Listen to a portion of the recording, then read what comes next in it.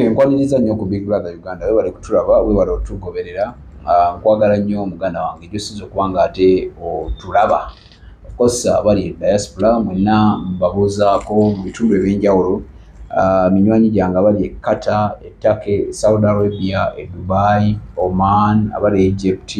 abali South Africa, e UK. Waliwo munywanyi wange bamuyita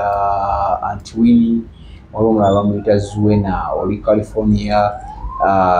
ne Adija, oli Texas. Mwebale nnyo okutupushinga okwagala Big Brother Uganda. Kaswete ebintu bitambulira ddala bulungi, akawungeza akalungi. Nze Big Bro Jamal ow'e Kaseke, mutabani w'omubuulizi, tambula mpola mpola, tunoonya ebibagattako ebintu bye mwandyetaaze okumanya mu nsi ne mu bulamu. Akawungeza akaleero nkyaddeko wano ku ofiisi ezimu, ndowooza nziyite eziriving oba mbeera nga mulina zi stress zammwe ng'osobola okugenda n'ogyebuuzaako ebintu ne bitambulira ddala. Teweerabira subscribing, sharing, make sure you go in a comment section, you leave a comment whereby tujja kuba tusobola okuba nga tukuddamu ebyo by'osobola okuba nga ate obyagala. Naye mwebale kunjagala, mwebale Big Brother Uganda kujagala. Tulina sister channel yaffe bagiyita Public Media Uganda.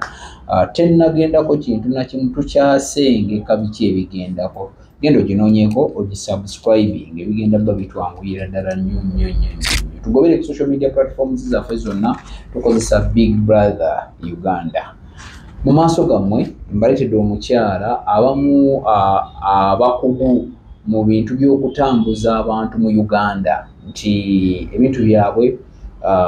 biri mu line, mu straight line bulungi nnyo nnyo nnyo. Webale nnyo, webale ddala. Njagala omukyala ababuuzeeko tulyoke tugende mu maaso. Nsaba nnyabo obuuze ku baatulaba. Abatulaba mbalamusizaako nnyo, nsanyusisebo neta programu eno. Okay. Wow. Amanya nze Nakachwa Brenda Christabel nga nkola mu company gye bayita Pearl Travelers and Tourism Company nga tusangibwa wano ku Lubaga Road ku RTG Plaza next to Furniture House. Pearl Travelers and Tourism Company. Mukola ki mostly? Kale okusinga tulambuza abantu oba tutambuza abantu. Okusingira ddala kuba tujja ne tukiraba nti bantu bangi nga tutandikira ku bannansi bannayuganda. Tulaba nga abantu bangi bambi batera nnyo okubeera mu bifo bimu nga tugambe ng'ewaffe gyenva bangi benze ndaba nga azaaliddwa ku kyalo okwo, akulidde ku kyalo okwo, waba musajja awasizza ku kyalo okwo, sinnakindi afudde era ne bamuziika ku kyalo okwo nga talina wakuti we yeetooloddeko. Kati twali awo tulowooza nti kyalibadde kya mugaso kubanga omuntu atambuddeko aba wanjawulo. Kati ne tujja n'ekirowoozo kino nti singa tuba tusookedde ku bantu baffe wano weewaawo wadde nga wonna tutambula ewaka, tusooke tubamanyise obulungi bw'ensi yaffe era ng'omuzungu omu yagamba nti the Pearl of Africa. Uganda bakiyita ekkula ekkula lya Africa. Ekkula lya Africa. Nitwagala abantu basobole okuba nga bamanya obulungi bwa Uganda. So mu bufunze tutambuza abantu ab'ebika ebyenjawulo. Oyinza okubeerawo nga oba olina mukyala wo wali agadde omusanyusaako mutambuzaako kubanga goba abaana okutambula mulina ebifo bimu specializing ne mugamba nti kati nti tulina kugenda wano ne wano ne wano oba abantu mubatambuza okusinziira ku baklayants bamwe bye baagala kubanga nsobola okujja nga mutegese nti oba mulina awo mulaga mutagenda mu bifo ki byolambuza abantu wano Uganda ebiseera ebisinga erindako Pearl teri Uganda wokka mutambula global. Tuli global. Muli global. Ne local ne international. Okay. Yes, tutambula wano mu East Africa n'ensi endala ziweeru. Wano before ki bye mutwala mu wano okusingira ddala abantu bangi bawulira Bulls Mountain Resort. Tebamanyi bulungi bukiriko, tebamanyi kyekitegeeza. Nange situukangayo oba ontwalayo. Era bonna neekwatako. Era tunaatera offer ndikubeera ddala ng'olese ba clients ennamba gye njagala tujja byogerako otherwise bantu bangi olwensonga tebagimanyi ge mazima naye nga bambi baaligezezzaako kuba bw'ogenda ojja nakwebaza Katonda tuli bagagga bw'otambula n'ovaako n'ogendako ku Sipi Falls mu Eastern Sipi Falls kifo nakyo kirala kyewuunyisa kyewuunyisa abantu balyagadde bakyali badde kyamagezi bambi ne bakola ki ne bagenda ku mifungo ebyo CP Falls ne bagenda ku Mountain Elgon ne bagiwulira buwulizi side z'embaale ebifo by'amaanyi bambi ne bagenda ku mu bitundu nga by the game parks Queen Elizabeth kifo kirungi nnyo n'ogenda olaba ku bisolo ebyenjawulo okiraba nga biringa ebiri mu mbeera zaabyo nga tebazikekinze ne kwegamba nga kifo kirungi n'obeerako ku mazzi kwegamba Mountain Falls ebifo ng'ebyo so bifo bingi nnyo bambisinza bimenya kimu ku kimu naye nga kyembadde mbasaba nti abantu balyagadde mwalikoze kye musobola kati Madam Brenda omuntu bw'aba byonna ebifo bimenye ye najja okusinziira nga ye obusobozi bwe omutera kusaba sente meka kisinziira wa wennyini woolaga kuba packages za njawulo naye gwe walyagadde genda kungawa kangeze nga ogambye CP Falls no omuntu asobola okujja package nga gyayagala muditamininga nti kati nsobola oba nga nina omukyala wange nga nina omwana oba tupakinga emmere ne tugenda nayo for the 2 days or 1 day or a week mutuwa emmere abantu mubateekateeka mutya mu bintu by'ensula n'ebyokulya gamba ebintu bino njakoli nga yakyagadde naye nga tera nnyo kikola omuntu okumwanguyiza ensonga kwegamba tukusaba ssente omuwendo nga gwa mulundi gumu nga bina tugenda bikuwa mukola mute tukusaba ssente omuwendo nga gwa wamu nga sente zemusabye zonna zikavaringa byonna accommodation kulya kwebaka kutambula byonna nga biriwo so titwagala nnyo okukalubiriza ate sente zaffe zetusaba size nnyingi ennyo kubanga weziba nnaku nga 3 obanga wogambye gwe ne mukyalawo n'abaana nnaku nga 3 temuli mitinga nti oba mwana omu babikinsobola okusuka famire yange yonna embagamba muntambuze tusobola okukikolera ddala era ezo packages za njawulo ate bambi kusente kyobamanya nti ziba so friendly naye nga bina services tuba tukola ki tuba tugezekwa okusinziira ku nnaku zetugenda okumalayo era byebifo tuba tubikutegeeza bye tuba tugenda okulaba mwezi ennaku Big Brother Uganda webali nnyo webali ddala tulaba teweerabira bannaffe aba Century Property Real Estates Uganda Limited tutambula nabo balina poloti okuva ku miliyoni emu mpaka waggulu okusinziira enguudo zonna z'oyagala. Century Property Real Estates bakugamba nti be bategesi b'ebibuga by'abamufuna mpola. Bano bannaffe basangibwa Kyaliwojera Namugongo era ng'Essonde emabega wa Total balinayo ofiisi zaabwe era nga zenkulu. Bw'ogendayo balina ettaka erya mayiro oba ettaka ery'ekyapa then babeera n'ettaka ery'endagaano. Kale beeyune nti bakuteekereteekere bayawuddemu abasomesa, abasiraamu, abakristaayo, abalokole,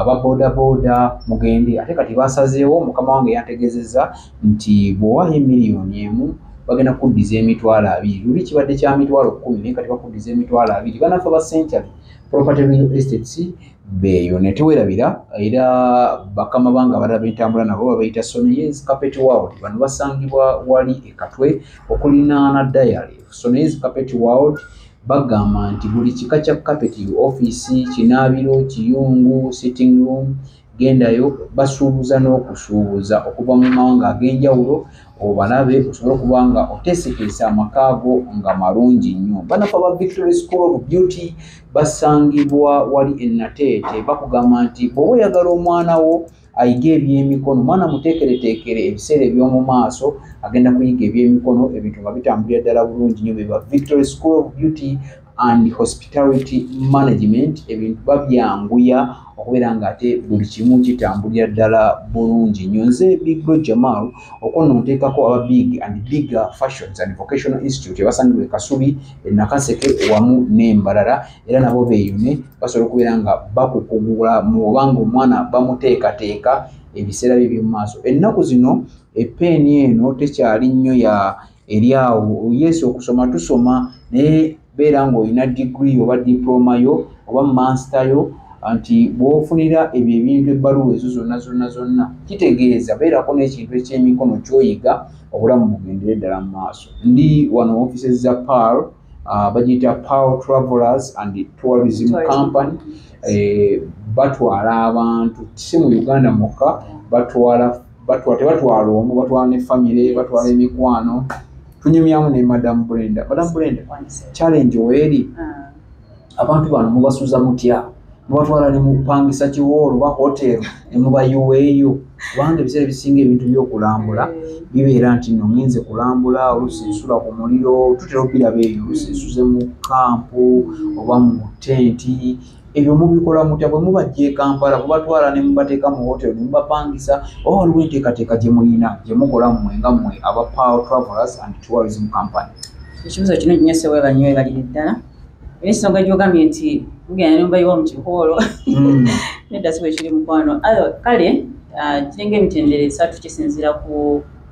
bakasitoma baffe oyogedde ku camping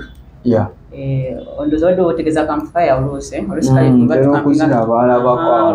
abamu kisinziira ku kika ki kye tutwala abantu betutambudde nabo kwolwo abavubuka ebiseera ebisinga banyumirwa nnyo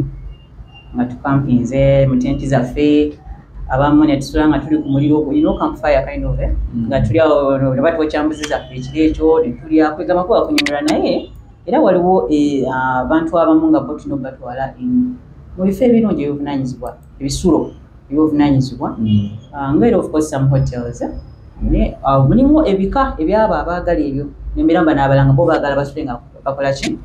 bali mu tenti zaabwe kuba yakozesa ente wabawo categories ez'enjawulo nti abamu basobola okwagala okusula mu tenti oba hotero abalala ne basula nga bali ku kisinzira wonna sente ziba zaawukanamu sente zikyukamu asasudde ng'agenda kusula ku muliro si y'omu agenda okusula mu tenti si y'omu ate era si y'omu era sizoziriozani agenda okusula nga asulira ddala eza hotels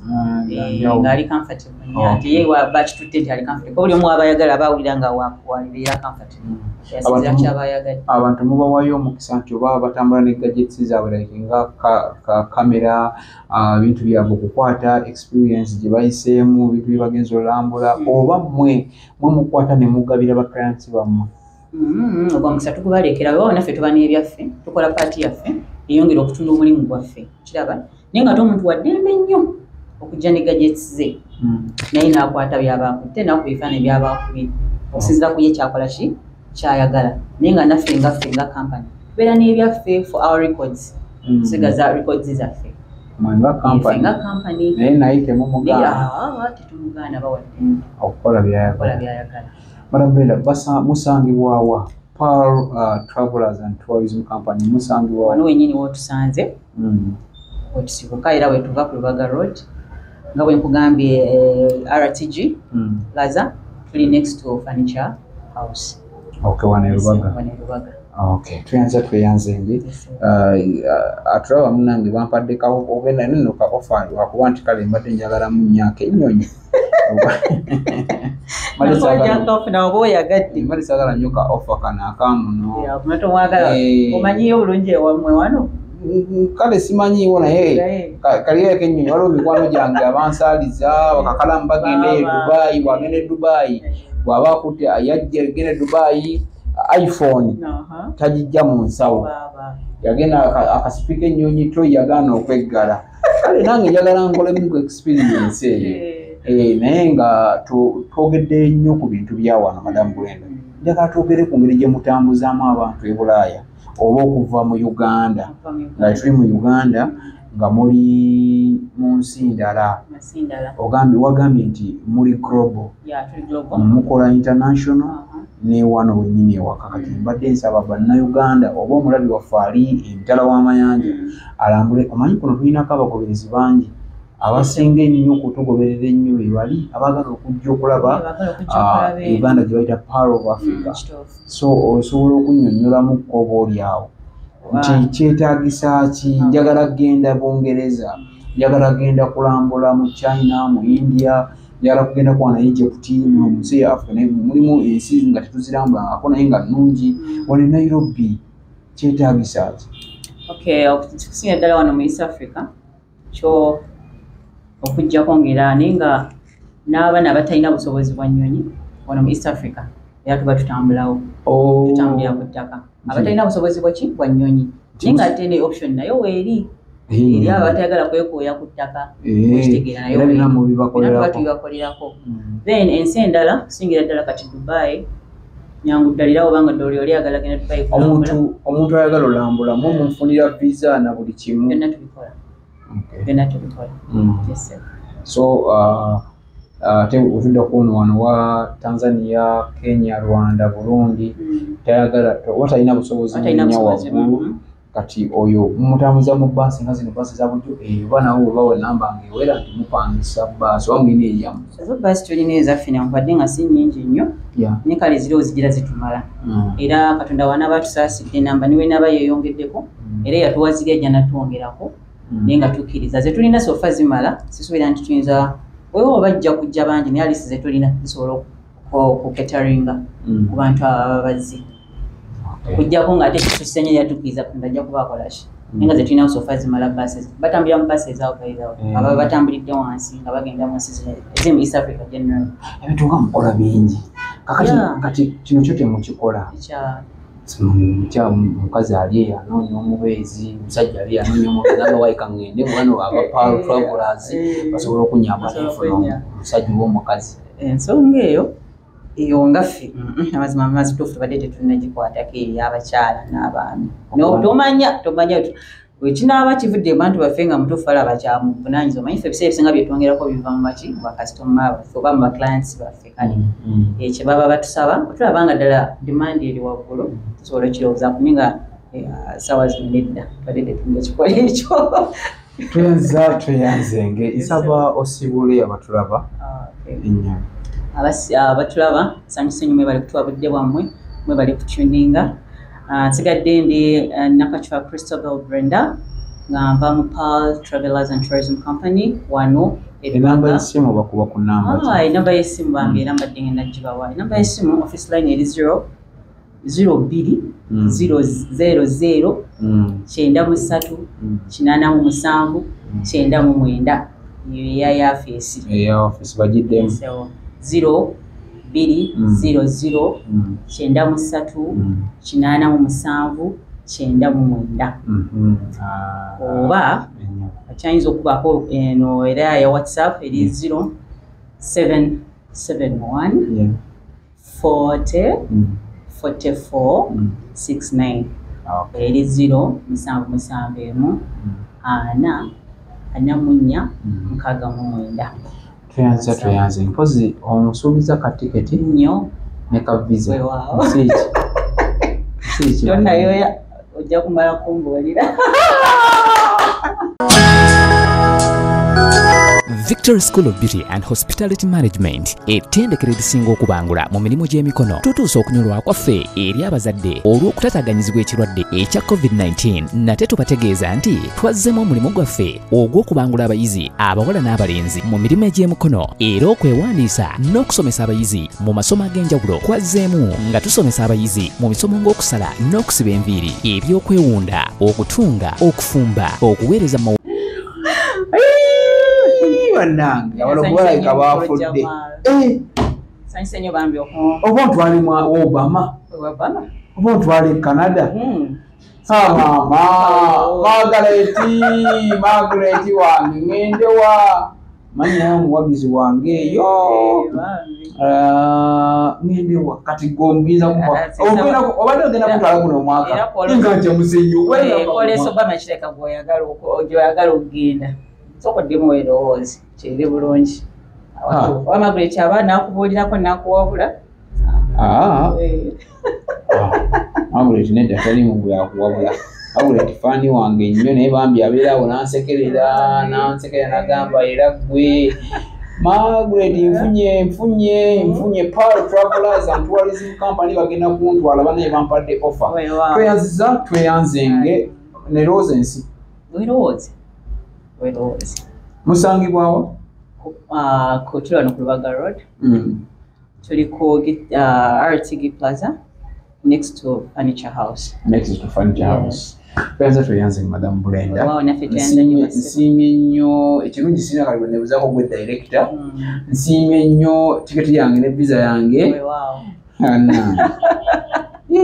ebiseera ebyo olunaku olwo njagala obasiibulira wano mweyongere okusubscribinga mulayikinge musharinge genda mu comment section madamu osobola omubuuza ekibuuzo kyonna bwe naabiraba nja kudda tuddemu addemu abeeko ne kyayogera dakiika teziba nnyingi nnyo naye weebale nnyo kundaba weebale kwagala Big Brother Uganda naye nkujjukiza ekikulu kya byonna kyakukola na butasosola mulimu gwonna nze ekyo kyo nkisimbako nnyisira naye mbeera ku muzindaalo gwange guli tewali mulimu gwe tusosola ffe abamu tobolaba nti tukyayimiriddewo ensi ntinno ekyasobola okuba nga etulengera bannange tewali bulwadde bulumanga ate butta mu kimugunyu nga bwavu weebale nnyo weebalire ddala teweerabira aba Century abategesi b'ebibuga by'abamufuna mpola teweerabira banaffe aba Victory School of Beauty and Hospitality Management basomesa buli ssomo kasali banga lya mikono gendayo walayi basangibwa Nateete okulinaana poliisi ate nga banaffe aba Sonayez Carpet World balinaanye dayale ekatwe ekkubo eriva mu lubiri erireegedde bwe riti bano bakubudaabuda ne wowe oyagala kuzikuleetera awo carpet bazikuleetera awo wennyini wooli ate nga banaffe abatusuubiza bano bennyini be tulimu babayita ba Power Travelers and Tourism Company tweyanzenge atakumira mpera nze Big Bro Jamal Ssaabasajja Kabaka wa Buganda wangaala